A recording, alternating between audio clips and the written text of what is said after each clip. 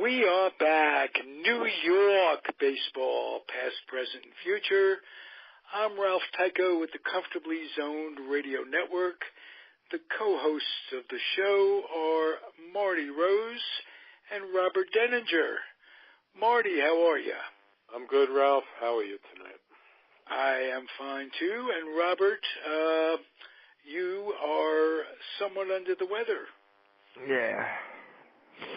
I'm just okay. like a little... Are we talking DL or... Nah, just a little... What was your last show? We'll date it back. You'd only be on DL for 6 days. Can we do that? You're going to gut it out at least tonight, right? Yeah, I can power through. Oh, thank God. We tape you up, we get you stretched, and we have a chemist coming in from the Dominican. And we get the airport at 11 o'clock. That's typical New York spring weather, you know. Oh, okay. Man. I won't attribute it to anything else. What is the weather like in New York? Marty said it was rainy and stormy in Florida earlier on today. I'll tell you, it was beautiful in California.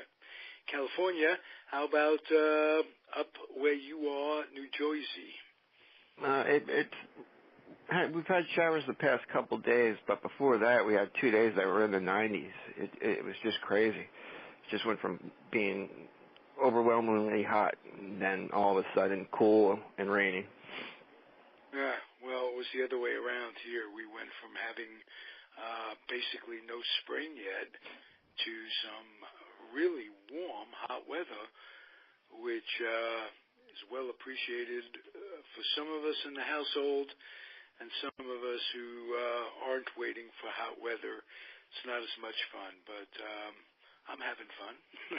So that says that.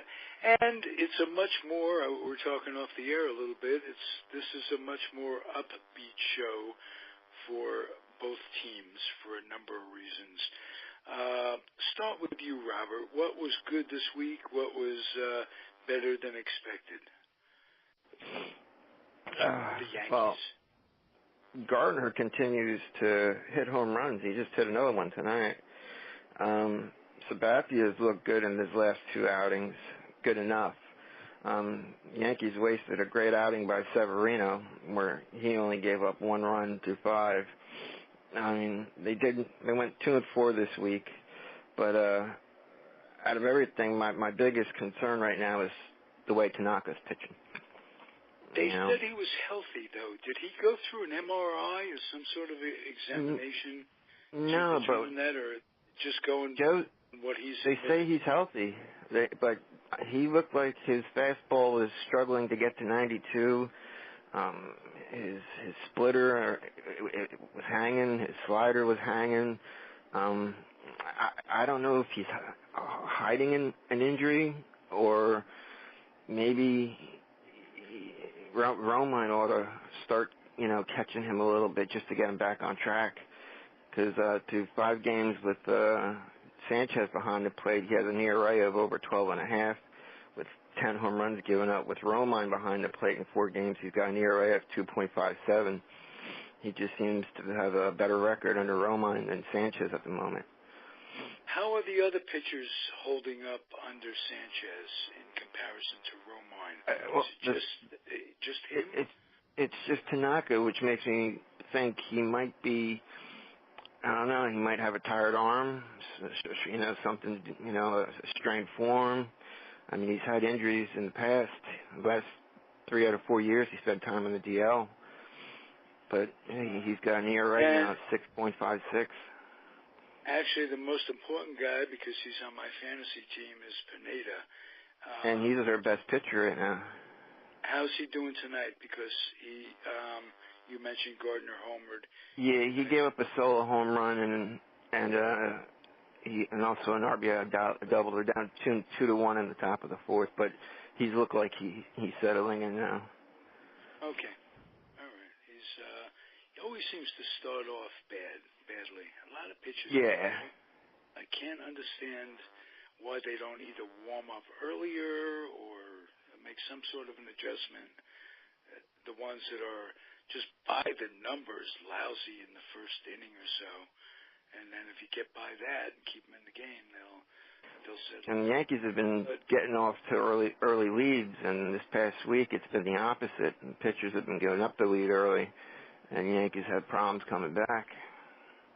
Aaron Judge does not seem to be fading in any way, and his defense has. Oh, that was a hell of a catch. Yeah. I saw a video of that. Amazing. He reminds me, because of the size of Big Frank Thomas from the old days, and but Frank Thomas was kind of a stiff in the field, certainly by comparison to Judge, and his numbers are Ruthonian. Yeah, he's batting .321 with 15 homers, 30 RBIs. He's walked 22 times. Whoa. Yeah. That's something. Now, cross town, and we'll talk about this, bring Marty in, Conforto. Who do you guys think are, start with Marty, the best long-term for the team? Like, I'm assuming Judge will not keep these numbers up. These outrageous numbers, just like I assume Sanchez wouldn't last year, at least to this extent.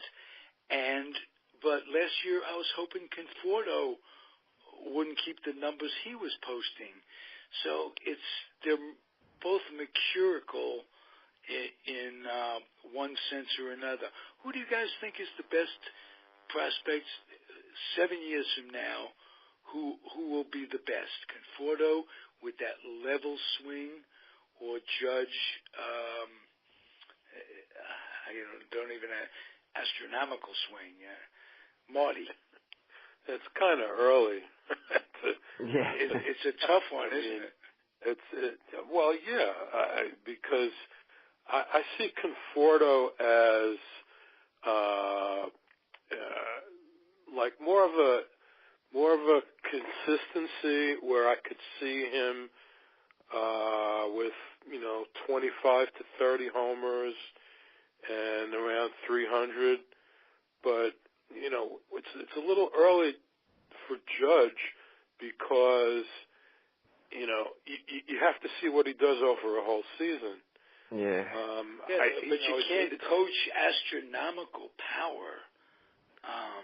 And that he's getting walks too. It's true. Yeah.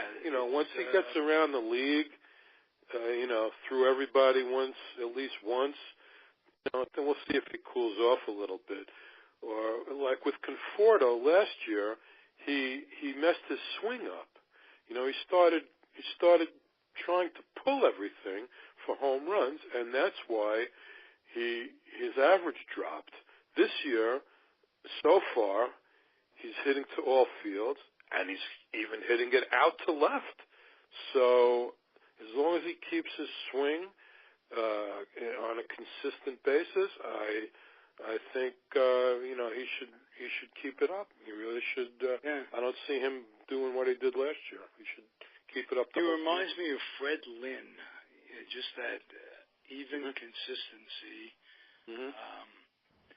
For some reason, and I don't know. You still have to do it for a whole year. Compare Conforto to an athlete in the field who's 6'8" and who's had a weakness last year or coming up that he absolutely seems to be overcoming, and that's the inordinate amount of strikeouts and chasing that ball in the dirt that would have been ball 4.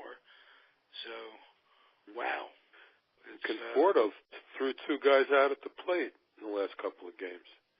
Right. He's got a terrific arm. And that brings us to the inevitable that we've talked about all year, basically. When they're all healthy, who's the odd man out? Are they just going to go with the hot man, or are they going to move Bruce? Well, I'll tell you what it's going to come down to. Who do you want in the lineup, Duda or Granderson? That's what it's going to come down to. because if you want Granderson out there, then you just move Jay Bruce to first base. You know, right. If you want Duda out there, then Grandy goes to the bench. So will Collins go with the hot hand? Is it? Could very well Just be. wondering. Yeah. But Duda's not doing anything either lately. That's what I mean. He nor Granderson are hitting very well at all. So. And it weakens you at two positions if you're going to move Bruce to first base. Right. Because obviously you don't have, Granderson may just solve it all. Where's Nemo in recovery? Maybe you could just ditch Granderson. I think maybe the time is playing coming. I think he's playing in Vegas now. So he was hurt and he had a setback. I think he's playing in Vegas. I'll have to check it. Is he on rehab? Sure. Is that it? Yeah, he definitely had a setback. In any event, the question is, guys are no longer playing into their 40s, what with the, quote, crackdown on PEDs, and definitely makes a difference. I'm sure Nimmo will be up next year because Bruce is not going to be back, and neither is Granderson. So you're going to have. So can they pull the plug on Granderson now? Bring Nemo up, leave Duda at first, and play Conforto in center. Or I don't think they're going to bring Nemo up unless Granderson completely falls on his face. I don't think they're going to bring him up. Yeah. Or they could force the issue and simply release him and eat the money. It's his last year anyway. Yeah, I don't think they're going to do that. I think they're still waiting for him to give him like one more chance to get hot. He seems to play better in the warm weather. So, we'll see. Hard to figure. Cespedes coming back forces the issue on some level, but you have to remember, if you play the odds, Cespedes is going to get hurt again down the line. So, most likely. Right. It may not be a bad idea to keep all those guys and just play for it. Now, brings us to my big compliment of the week, Sandy Alderson. You did something that you're going to be doing something that really leads me to believe you're different than the average guy that runs a ball club, the average guy that's the bank manager, the insurance guy, the candy store guy, whatever it is. Human beings have a hard time saying, you know what, I might have made a mistake. Might have made a mistake, says Sandy Alderson, by signing D'Arnaud instead of, they could have signed Matt Wieters, who's given Washington a very solid year, 6-time All-Star, pretty good defensively. Sandy took a chance that D'Arnaud was going to advance or come back. Yeah, well, he was in arbitration, I think, So, yeah. I'm pretty sure he went through arbitration. Okay.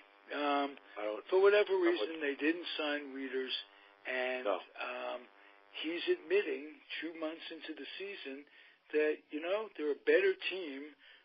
Rivera's a better player when he plays every day. You mentioned that in a text to me the other day. You pointed that out. And he's gonna be the regular catcher. Well, there's a good chance of the same, which means probably going to be the regular catcher.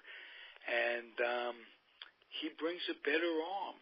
Yeah, you can't teach that. You can teach footwork, this, that, and the other thing. But Rivera simply has a better arm, and it comes down to what we were talking about with the Yankees. I wonder how much lower his ERA is as a catcher when he catches as opposed to when D'Arnaud Roman. catches. So yeah, interesting. Yeah, I don't know. I'm not sure about that, but with the throwing, there's no question about it. yeah, Not even close. and that now it comes down to he's never really caught a full year. Yeah, see how many games he can catch, and but he catches 4 games a week. D'Arnaud catches 2. I'd be happy because for the most part, D'Arnaud's been a bust. I just have to say. Syndergaard came over in that trade, if I'm not mistaken. That was the Dickey trade. So you can't knock the trade per se, and you can't say about D'Arnaud. I'm not pronouncing it correctly for the 3rd year in a row, ladies and gentlemen. It's a record. He's been up 3 years, and now he's got a brother that'll be up another 15 years. I won't be able to pronounce his brother's name with the Braves. But he was going great guns a couple of 3 years ago, and then got hurt. And it was the week, I think, that Blevins took one off his pitching arm, and he was gone for the year after. He was doing great. It might have been the same game, and he hasn't come back from that injury since. The way I see it, he hasn't given them good catching since. The other guy, Polecki, forget about it. No, he's not a major league catcher. No. Well, at least he can't hit major league pitching. Right. He may be a halfway decent catcher, but he's one of these 4A guys. He's just not a major leaguer. So I got Nimmo up in front of me here. He's only had 63 at bats at Las Vegas, and he's not doing anything. Okay. Hitting 159. One homer. So he's gonna stay down there and play for a while. It looks like. Do you have the Las Vegas team up? How's Rosario doing?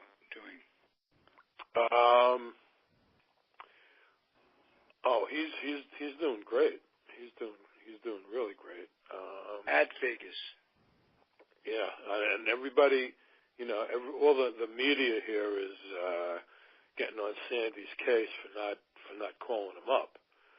But there's no real reason. You're paying all that money.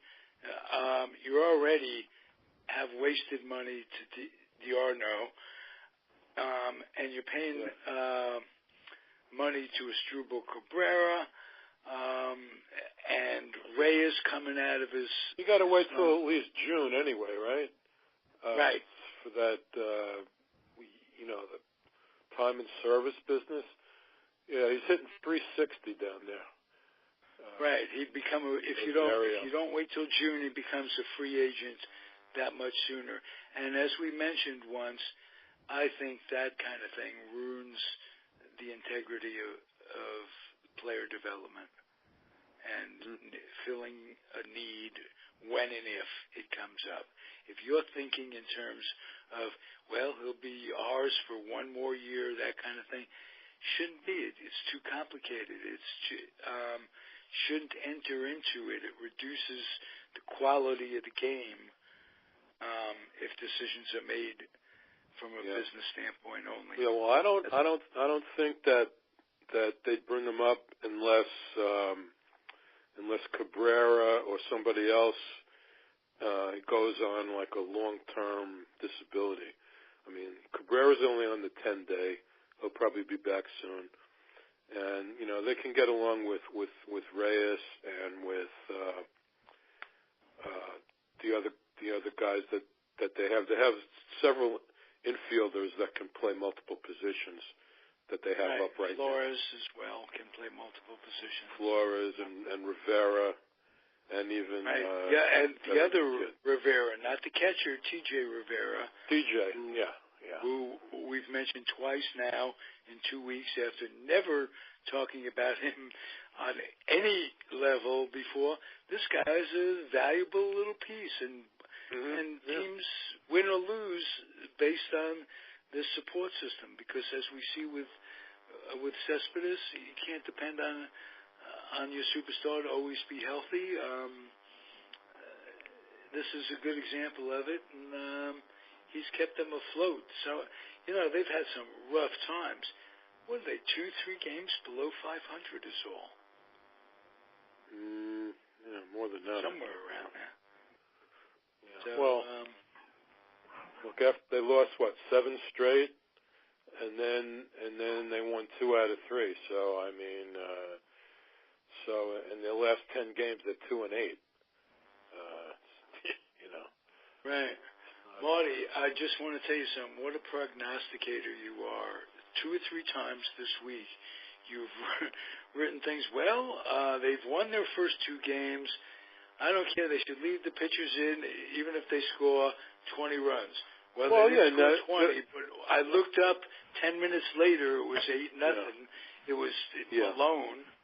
Malone. Yeah. Well, the guy was DFA'd twice. I mean, what did you expect? It was 5-0 in the first inning. They left him in. I think they took him out in the second inning. They brought in Montero. I said, well, let Montero stay in and give up 20 runs. It doesn't matter. They're not winning this game. But, I think they brought in that other guy, Ramirez, who's also been DFA'd twice. And he finally got somebody out, so his infinity ERA went away. Right. Yeah. Which is nice. If you never come back to the majors, your ERA in the record book isn't INF. Yeah.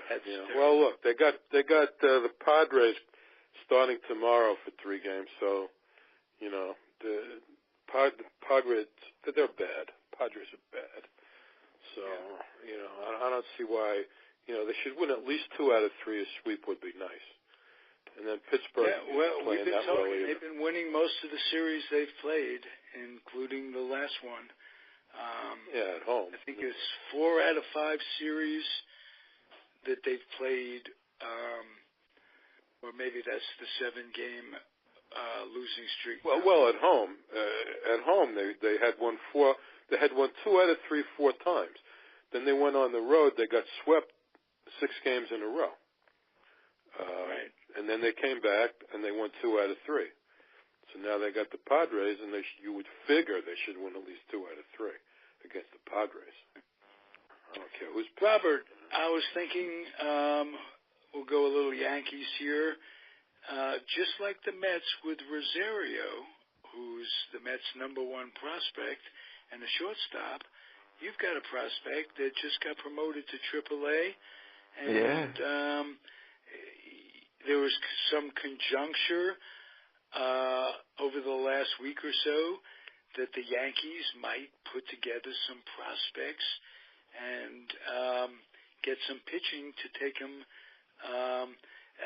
Talk of that kind of dissipated this week when things went a little bit better pitching-wise, and become a little closer to getting Chapman back and this, that, and the other thing. But what's your opinion? Is Torres a good enough prospect that he's an absolute untouchable? Robert? Did I lose you guys? I'm here, Ralph. I don't know what happened to Ralph. Okay, Robert? But he must have dropped off. I think he's untouchable, Ralph. I really do. Okay. And Rosario is obviously untouchable too. Oh yeah. It was nice to see Reynolds get a murder. It was nice to see Reynolds get a hit, home run yesterday, because he's in line actually to go back to the minors. Yeah. That's another guy that can play multiple infield positions. I couldn't come up with his name. I got 3 guys that can do that. It's really right. And really good. They had Ty Kelly as well.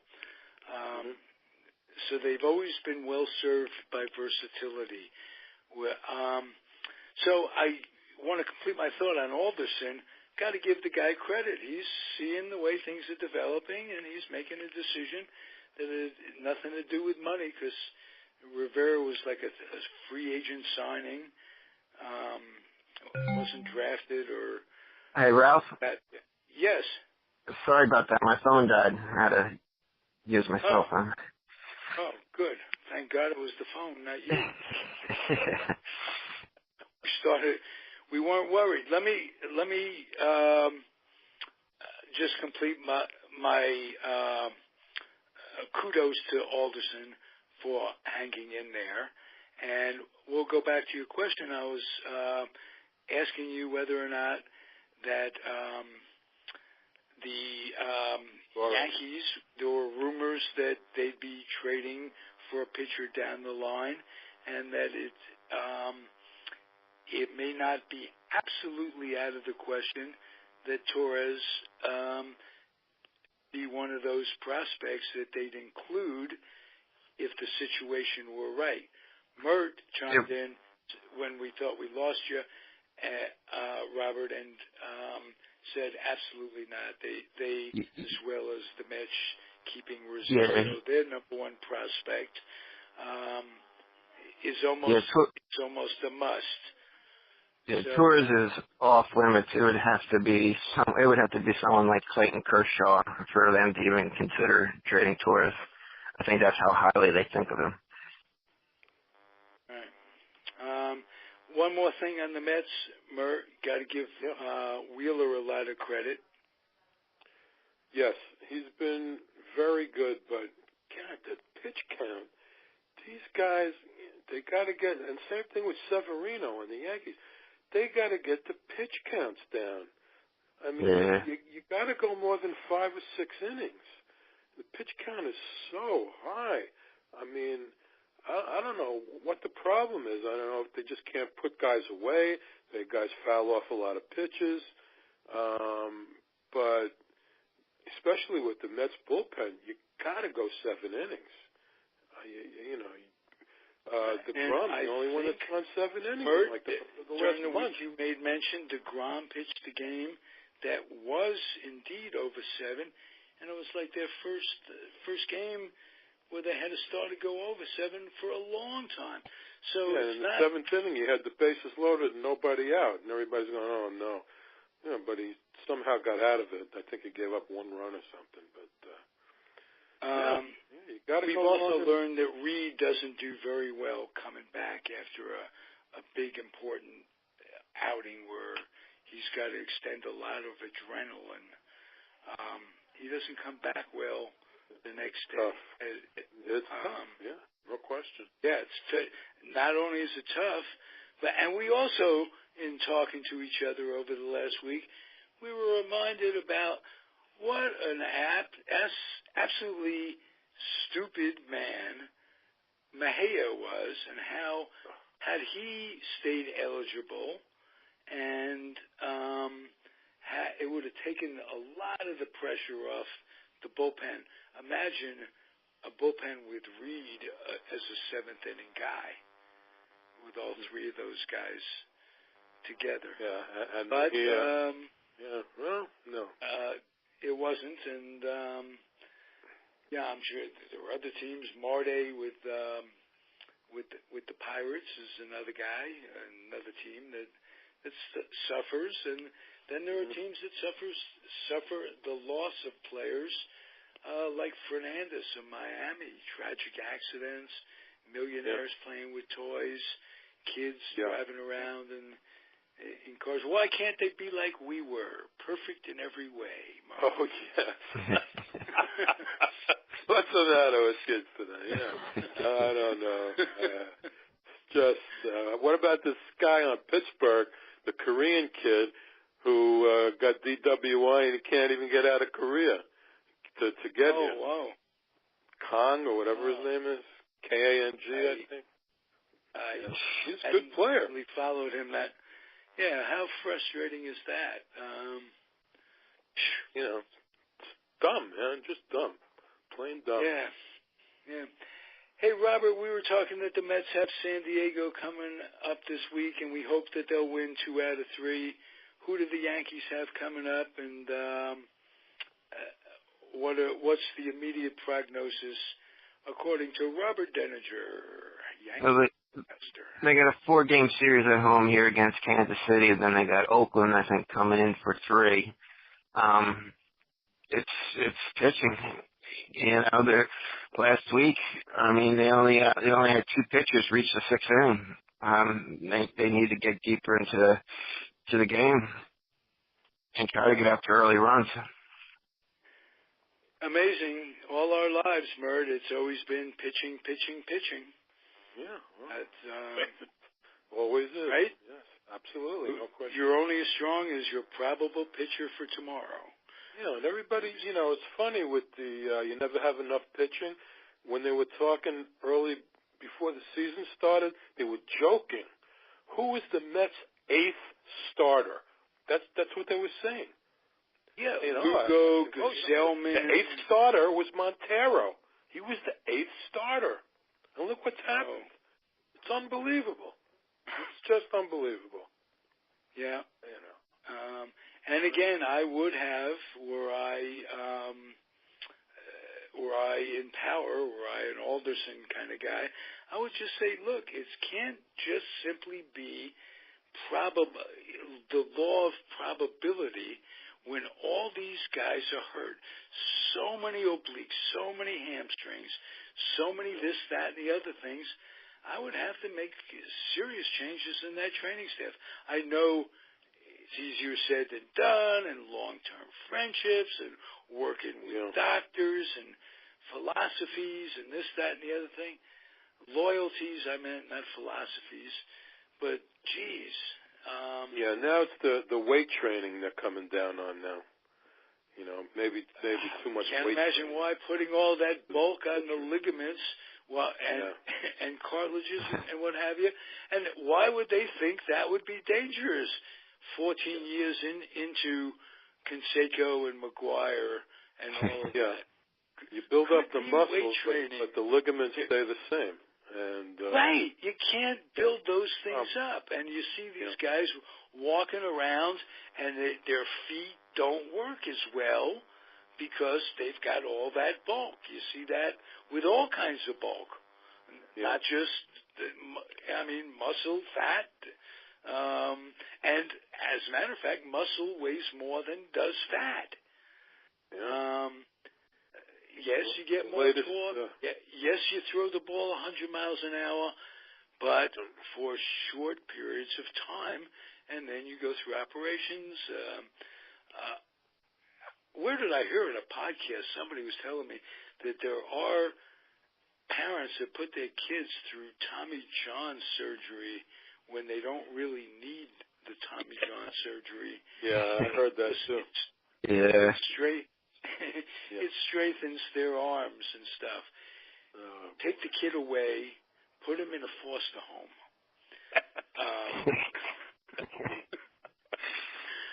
Teach him that money and potential money is not all it's cracked up to be. If you got permanent arthritis and all that other stuff that goes on. So the latest thing with Cespedes, Ralph, with Cespedes, they're saying part of his problem could be that he doesn't hydrate enough. He's one of these guys that doesn't drink much water, so they're going to try to have him drink more water, and they think that might help his muscle cramping problems. So we'll see. Pretty cool. Yeah. That's some, as they say in the Air Force, 5-level thinking. There you go. Am I right, Sarge? Yeah, top line. Yeah, you got it. Top line. All right, gentlemen. Thank you, Robert. I hope you feel better this week. And say hi to your mom, who's a fan. She listens to us, and give her my best because she's a fan of yours. No, she's obviously a fan of yours, or she. So let's be honest. And if she is a fan of mine, we'll talk about her lack of discretion another time, won't we? Sounds good. Yeah. Okay. Be well, Mert. Be well, Robert. Have a good week. All right. Everybody be well out there. Same time, same bat channel next week. Thank you, Al Blumpkin, for the line, and some other guy named Batman. And keep on keeping on. Be well, everybody.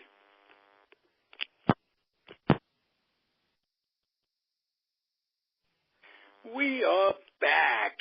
New York City baseball, past, present, and future.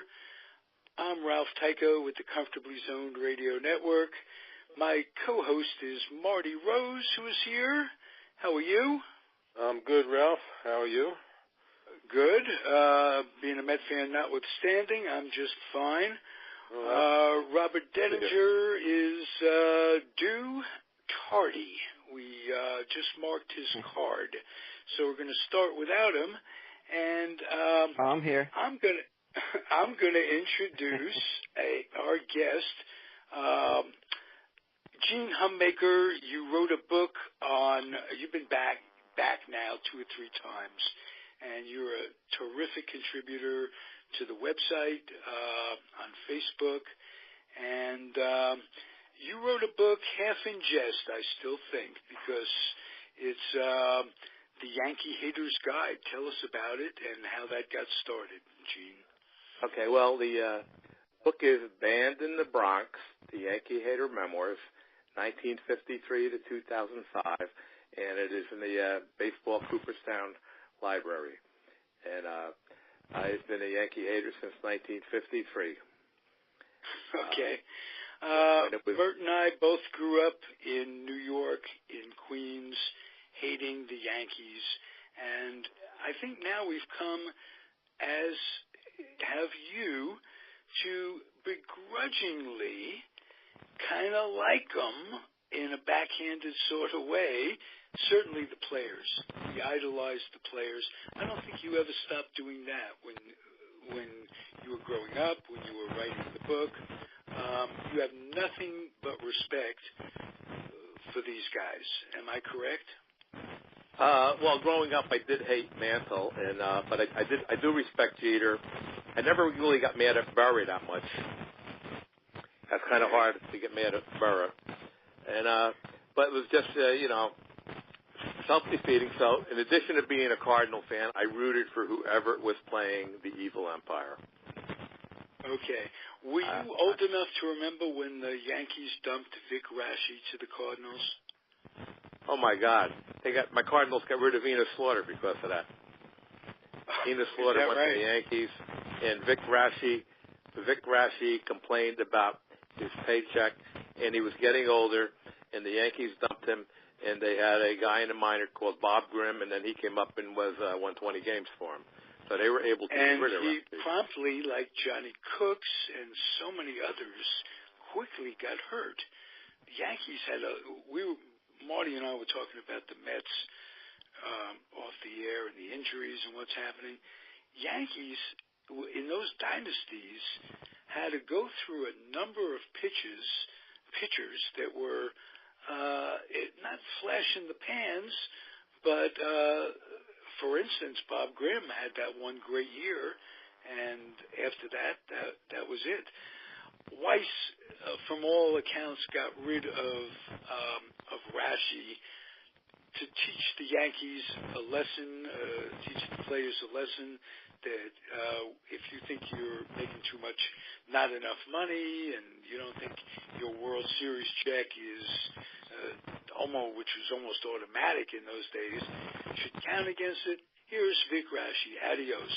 He was just going downhill a little bit, and they unceremoniously got him. I didn't realize it was a trade for your man, Enos Slaughter, who came to the Yankees, left the Yankees, went to Kansas City, and then came back to the Yankees and left again.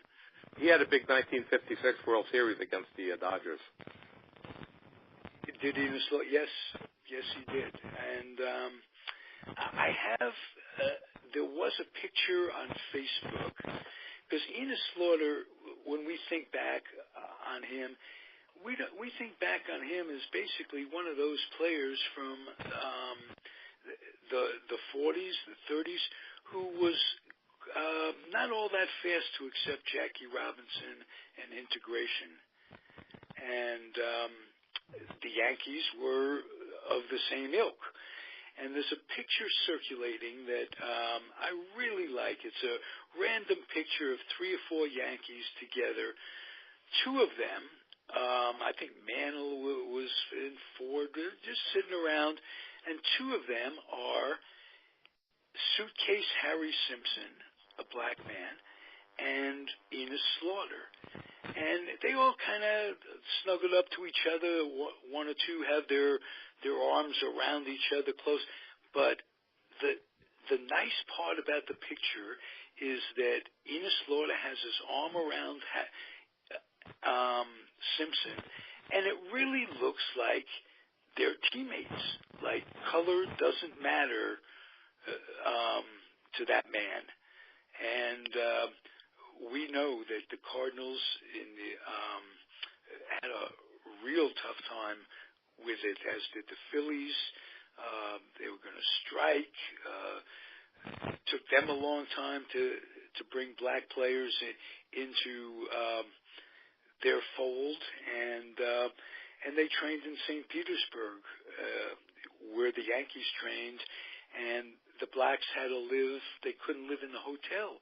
They had to live in boarding houses and what have you. St. Petersburg slowly came to integration. Then they let them in the hotel, and they let blacks in the hotel, and they wouldn't let them in the dining room. So I think Augie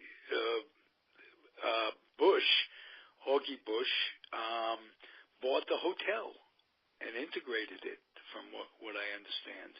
Yeah, the Halbestrand book, October 1964, goes into that. Right. The Cardinals, 1964. Yeah, and people would drive by and see blacks and whites in the pool together, because that was kind of taboo back in Dixieland. But right. The Cardinals owned the hotel. Right. Marty, anything you remember about the Yankees that made you hate them because they were like IBM when we were kids? Well, we were like Dodger and Giant fans back in those days, and obviously at that time, before there was a player draft, the Yankees would just go out and get anybody they wanted to because everybody wanted to play for them. So, the other teams really were at a big disadvantage because guys wanted to play for the Yankees and they always had the money. And even after that, even when Steinbrenner came in, he threw his money around like there was no tomorrow. So I can understand, on a competitive level, why non-Yankee fans would feel that way. Right. It's never been an even playing field. Let's put it that way. The Yankees had Kansas City, which not the AAA team. The AAA team became the Major League team when the Philadelphia A's moved, and the owner of the A's, Arnold Johnson, had a sweetheart deal with Del Webb and George Weiss and those guys. I don't remember the exact how it came to be, but they basically kept supplying the Yankees year after year with talent. And I think Marty and I talked a week or so ago of our memories of in 1960 when the Yankees, already rich, already doing great, they acquire Bud Daly, who was perhaps the best Kansas City A's pitcher and one of the best pitchers in the American League, and they just got him for a bag of balls and some guys that were, on that train, the Johnny Cook's train. Ralph Terry came back and forth once or twice. Two players that Kansas City got that did well though were Jerry Lumpy and Norm Seaburn. Absolutely. They did well for Kansas City because Seaburn was even though he was a lefty hitter, his power was to the gap and not down the line. Right, and Seaburn made some key mistakes in left field in very important either World Series games or big games, and Sunfield. lost it. Was it in center? No, I think it was the left, and that's a real bad Sunfield. Oh, yes, he absolutely. lost the ball in the sun. And the Yankees soured on him. Lumpy was one of those guys that was in the competition with Bobby Richardson, and Carey was one of those guys. Infielders galore, and Casey would move them around. Gil McDougall, Billy Martin, and the young infielders hated him almost as much as hated Casey almost as much as the platoon players like Woodling and Bauer, who were both great and should have played every day, could have played. And Casey was the platoon guy, and he'd bring a righty hitter in against the left-hand pitcher, and vice versa. Both players did very well for it, and they admitted later on in their career they hated it at the time, but it helped them win and made a better team. But the infielders, Clete Boyer, who was pinch hit for in the World Series in the first inning one time by Stengel, they hated him, and they didn't play well for him. And Lumpy, as you say, was one of those guys that thrived, and Seaburn too. They were both made Kansas City fairly decent. It was right before they were bought by Charlie Finley, and you could say what you want about Finley. Finley was a builder, an organization builder. He signed Vida Blue and Campaneris and drafted North. If I'm not mistaken, did he draft Billy North? I don't remember. But the Yankees depended on Kansas City. Aside that, very interesting fact, and as I babble on the Yanks' strength, if you look at the catchers in the American League that came up behind Yogi and just no room for him, Sherm Lawler, Triandos, a guy by the name of Gus Nerhos, a whole bunch of players, Hal Smith, the Cardinals' Hal Smith, the catcher, started as a Yankee, and they were incredibly deep. And the expression was, it's like rooting for IBM. Now, that took with you, Gene, but your children are Yankee fans. Am I correct? Gene? Hello?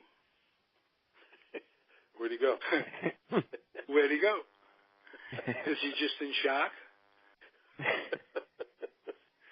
He's laughing. Did you told me that? Are your children Yankee fans, Gene? I don't know where he is. It's Marty, Ralph. Oh, okay. He's not here. Okay. Well, there you go. We lost our. I think Robert's on, isn't he? Yeah, Robert? I'm here. Oh, yep. All right. How are you, Robert? Didn't hear you sign in. Oh, I said hello and everything. Ah. You said I was tardy, and I said I'm here. Oh, I didn't hear that. I said you were tardy. I'm sorry. I did say that, and then you're here. You're not tardy after all. We're changing the records, and you don't have to take a note home. Okay? All right. Tough week. Marty and I were talking what a tough week it was for the Mets. Equally tough week, if you can say it, for the Yankees.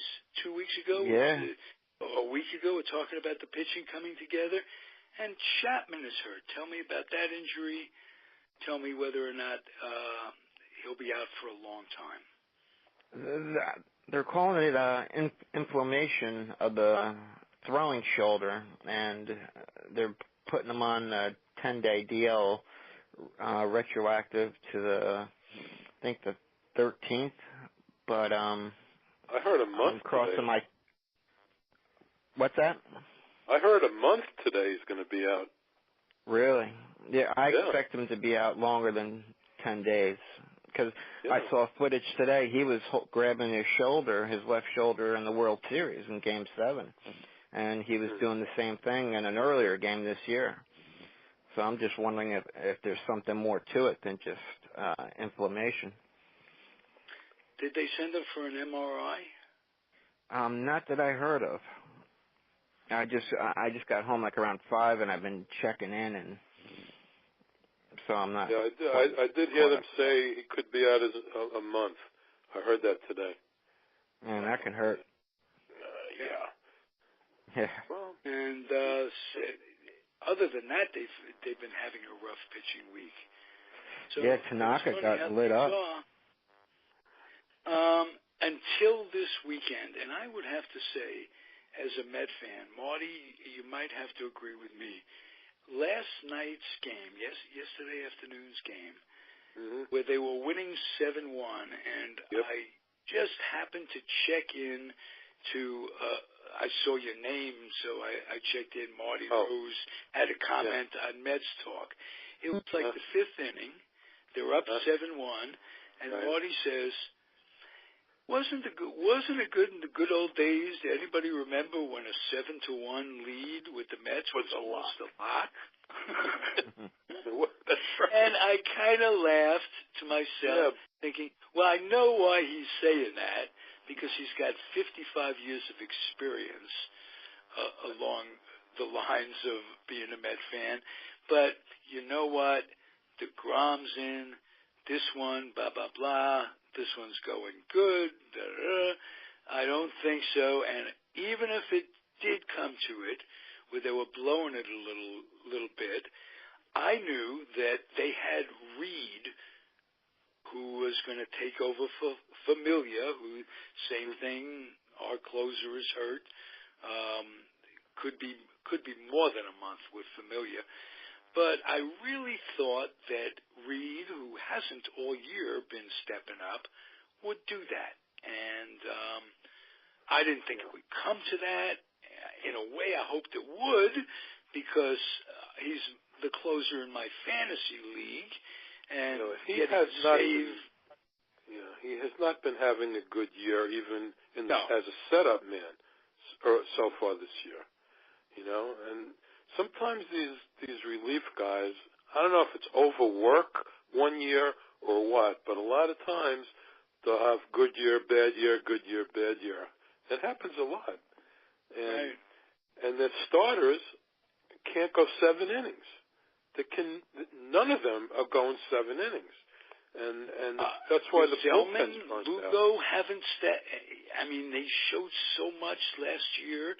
I don't think they've had one starter go more than 7 1/3 inning the whole year. Well, maybe not. I don't remember. I think that was... Syndergaard may have earlier in the year. I don't remember. But lately, it's been horrible. Really bad. And they have nobody now. I mean, Gesellman, he's pitching like he should be back in the minor leagues all of a sudden. Lugo looks so good in the WBC. Hopefully, he can come back, within 3 or 4 weeks. I haven't heard a thing about him. Matz was supposed to throw 2 innings yesterday in a simulated game. I haven't heard a thing about that. So, they just have nobody. I thought he had thrown already. I thought Matz had thrown 2 innings. Yeah, it was supposed to be yesterday, I thought. Oh, okay. I misinterpreted that. Yeah, and I didn't hear any of the results. I don't know what happened with that. And they've just got nobody. They've given up on Montero. This guy Malone that they got from the Brewers is, he's just a fill-in, temporary. Although he had nobody. A nice outing. You got to give him that. He pitched 5. Yeah, it was decent. Call it decent. Right. He got through 5 innings, I think. He didn't get through the 6th, and then when he came out, the guys he left on base scored because of the relief pitching. So, he wasn't all that terrible. You're right, but they have nobody. Even the minors are, they got a couple of guys at Binghamton, but they're not going to bring guys right up from Binghamton. There's only one guy, this guy Tyler Pill, who's in Las Vegas, but he's been around since 2011, and he's never shown anything decent, just for the minor leagues. This year he's got a 1.06 in Las Vegas, which is very good for Las Vegas.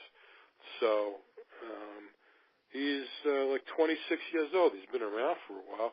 They may have to go that route, but the guys that are there now are just awful. I'm hoping to get something out of Wheeler tonight, but because he's been there.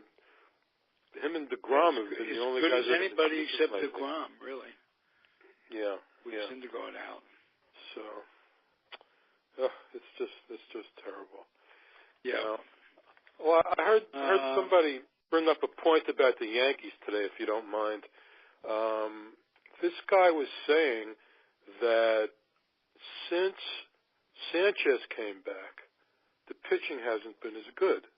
And I'm wondering, that when Romine was catching, the pitching was a lot better. He was like 12-2 or something like that. Yeah, you think that's got something to do with it, Robert? I kind of do. Yeah. I think Romine and Sanchez need to really get together and go over the game plan before each game. I'm thinking because of the first base situation, they should DH Sanchez, put Romine behind the plate more than he has been, and put Holiday at first. Put Holiday at first base. Yeah, at least a few times a week. Yeah. Because apparently Bird's not coming back anytime soon, from what I heard. No, he's not. Yeah. And Chris Carter, if you want any production out of him, you need to play him every day. And he just strikes out way too much. Strikes out all the time, Yeah. Like one home run and 5 strikeouts. I mean, yeah. I think they really should try that for a game or two. I wouldn't be surprised if he does, Girardi. Yeah. Considering how it was going before when Roman was playing every day. So, just a thought. Yeah. Yeah. And Carter's only batting 200 too. Mm-hmm. Yeah. Yep. It's amazing. The Yankees, not amazing, but the Yankees have more flexibility to do stuff like that than the Mets because of the DH. Now, the Mets are going to be faced with, when Cespedes comes back, they're going to be faced with Conforto's. You're not getting him out of the lineup. No way. No. Dude is back and seems to be healthy. You got Bruce in right and Conforto and Cespedes in left and Conforto in center. Well, look, Grandy has to go to the bench. What is he hitting? 140. I mean, this is half of May is done already. Right. Grandy goes to the bench. They may pull the string and just say adios to him. Is that a possibility? They could do that. Yeah, it's his last year of his contract. So. Yeah. And they also got to try to keep that other Rivera in the lineup. I don't think, guys, that we've ever said the word. We talk about the catcher from time to time, who still has the best arm of the catchers, and I don't know what his ERA, if they keep that. But T.J. Rivera, what good contribution, nice surprise, very versatile guy. Anything hits 300 everywhere he goes. Yeah. Right. So. Why was he so unheralded coming up? I guess just because they've got the. He was. I don't think he was even drafted, Ralph. I think. Yeah. He was not even drafted. He was one of these I don't know what you call it in baseball. In other sports you call it a walk-on. Right. Well, with the Mets you call it a limp-on. A limp-on. I don't know if he went to tryout camp or whatever, but everywhere he's gone, he's hit.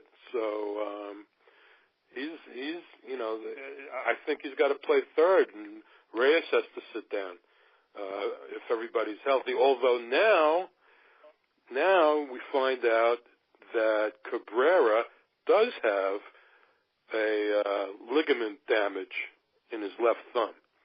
So he's not playing tonight, so therefore Reyes will be back at shortstop.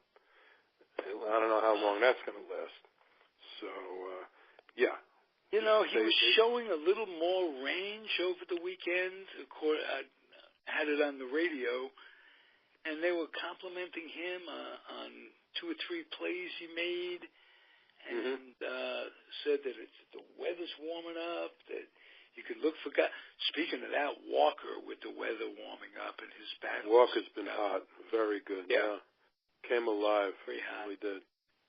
But with Cabrera hurt, and if it is ligament damage in his thumb, is it his throwing hand or? No, it's his left hand. Okay, but he's still on the bat, yeah, sure. Yeah, absolutely. Got to hurt you there. Do you think that the Mets are at a stage where they're going to bring up either Cicchini? They almost had him brought up a couple of weeks ago. Or I can't think of his name, the kid at Las Vegas. Rosario? Yeah, Rosario. I don't know if Cicchini is a shortstop. I don't know what he is. I think he's more of a second baseman. I don't know if he's got the range for shortstop. I think it's a lock that Rosario is the next shortstop, and it's going to be as early as next year. But if Cabrera keeps getting hurt, then it might be this year. Whatever the date is where the year doesn't count against arbitration, whatever that date is, then they'll wait till after that date, and then they'll bring him up. Just an expression like that makes me think it's so screwed up. If you have to make a decision based on can you keep him, is he going to be a free agent a year earlier, this, that, and the other thing. Everything counts. It's all about the money. Yep. It's all of and what they can sign these guys for, and who to extend and who not to put money into. Can assure you they're not going to put money into Harvey. Let's put it that way. No. I think he's earning that right to explore other options down the road. Yeah. Sure. I have a blanket statement. I think that the entire training staff should be replaced. You can't have this many injuries in a 2.5 year period and have it not be a coincidence. I mean, teams a snake bit is one thing, but it's starting to gall me a little bit where literally every day this year there's been an injury report of some sort going down. Yeah. Guys recovering, not recovering. Duda was out a long time. Duda looks pretty good for somebody who's been out for a long time. He's been decent. I'm pretty sure he'll be gone after this year too. Right. There's going to be massive changes. They had a guy coming up, first baseman Dominic Smith. Yes. What? Yeah. Have you kept up? He'll be up next year. Yeah. Okay. All right. Yeah, he's having a pretty good year in Las Vegas. So, but I don't think they're going to rush him. Definitely not going to rush him. I think. But they may be, not unless they put something together, perhaps, and try to go after. Put a little package together and do try to go after some pitching. Not that it's out there in abundance, that's for sure. But well, the only guys that probably going to want to let go are the guys that are going to be free agents at the end of the year, and you don't get anything back for those guys basically. So who else have they got to give up? I mean, you're not going to give up somebody like Conforto. You're not going to give up. Well, I don't know who else is. Nimmo's been hurt all year too. He hasn't played at all. So. Well, it's time to bring Ty Kelly back. He's gone. No, I know. Somebody picked him up. I don't know where he is. He got picked up, I think, by an American League team. Oh, okay. Robert, anything coming up with the Yankees that is catching your eye? Anything you think we should be looking for in the next week or so? Well, Hicks is batting .317 and doesn't appear to be cooling off anytime soon. Girardi's got to get a little creative with keeping him in the lineup.